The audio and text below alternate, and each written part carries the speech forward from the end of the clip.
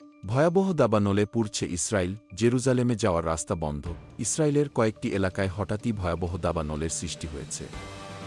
বিমান, হেলিকপ্টার মোতায়েন করেও আগুন নিয়ন্ত্রণে আনতে হিমশিম খাচ্ছে স্থানীয় কর্তৃপক্ষ।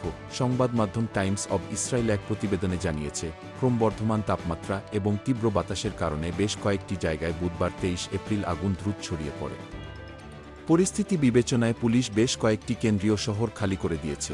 প্রতিবেদন মতে, বেইত শেমেশ এলাকায় অগ্নিকাণ্ডের ফলে এশতাওল, বেইত মেইর এবং মেসিলাত জিওন থেকে বাসিন্দাদের সরিয়ে দেয়া হয়েছে এবং পুলিশ ওই এলাকা থেকে জেরুজালেমে যাওয়ার একটি গুরুত্বপূর্ণ রাস্তা বন্ধ করে দিয়েছে। জানা যায়, আগুন প্রথমে শহরের কেন্দ্রস্থলের কাছে মোসাব তারুমের কাছে ছড়িয়ে পড়ে। আগুন নেভানোর কাজ শুরু করার সময় প্রবল বাতাসের কারণে তা আরও বেড়ে যায়।